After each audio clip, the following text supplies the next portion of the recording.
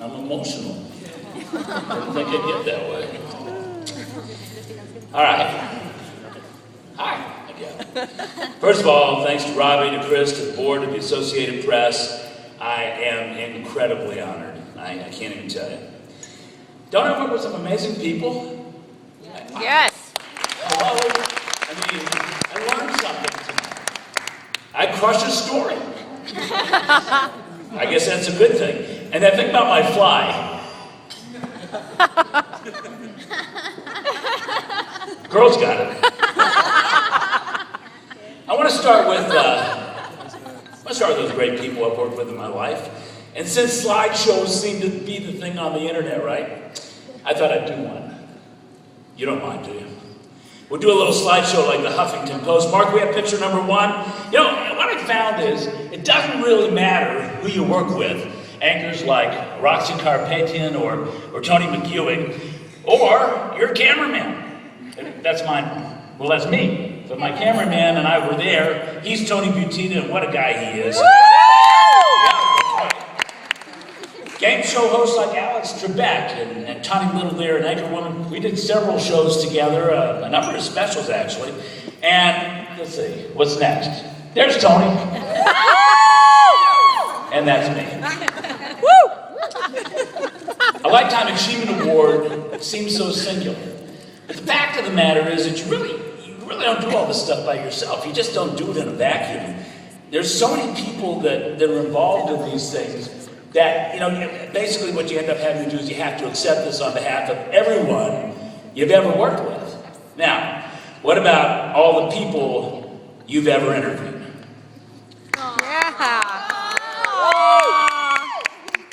Simi Valley missing pets ladies right over there. You know, you don't know people one day, the next day, they're calling themselves Hal's Angels. How about during that Conrad Murray trial? The lawyers that were part of Hal's legal team. And Leo Terrell. Leo, stand up for a minute. What's your most famous line?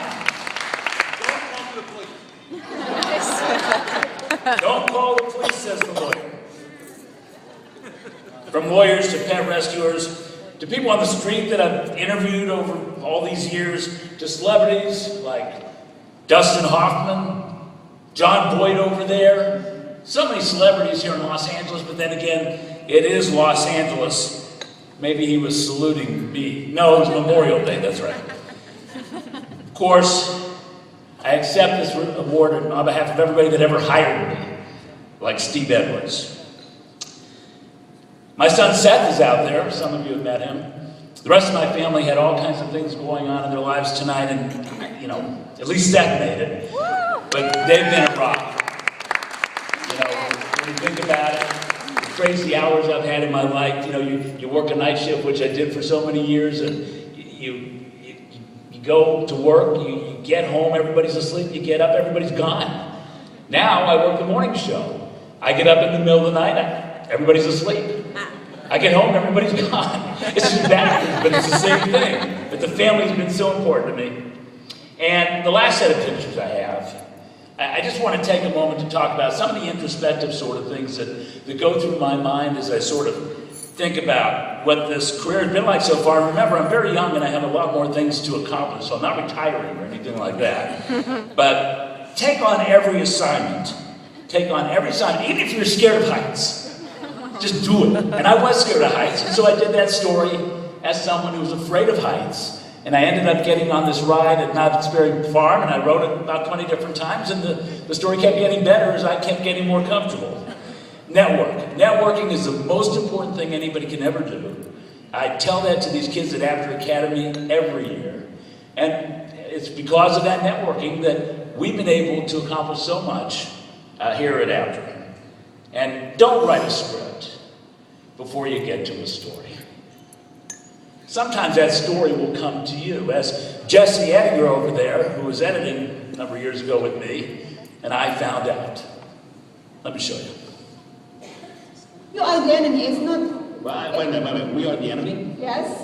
What do you mean by We that? are the Republican people, enemy. What I was the only TV reporter at tonight's fundraiser given by the Los Angeles County Republican Party. For some who paid as much as $500 a plate for dinner, my presence was a chance to attack the media. You guys have declared war on the Republicans in America. I asked issues-oriented questions. What will it take for Bob Dole to win California? For the press to cover it correctly. The answers always came back to the media. That is, except for former Vice President Dan Quayle, tonight's special guest. How will Dole get California votes? There's a lot of job anxiety, economic uncertainty, and fear for personal security. And does it matter who Dole picks for vice president? The fact of the matter is that people vote for the top of the ticket. They don't vote for the bottom of the ticket. Meanwhile, back at the cocktail party, you will cut out all the things that we say that are important and show whatever you want. That's what's happening with Bob Dole. You guys can slice and splice and cut everything that he says. the attacks continue. It's you, the masters of American people, and we resent this. And one day it's going to turn around and bite you in the face. I was challenged to report on the media anxiety here. Nobody thought I would, but challenge accepted. What are you going to do later? Well, you have Are you going to watch. show everything you're taking No, with you? See what but I'm I saying? am. Well, I think I'm going to show this. Of course. Of course I will. And I have. In Bel Air, Hal Eisner, UPN News 13.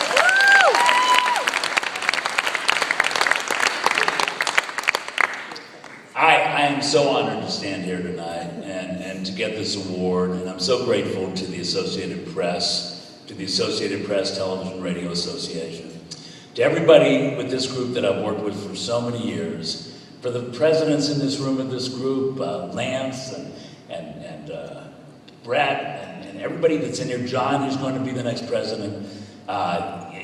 This has meant so much to me, this organization. And this career means so much to me.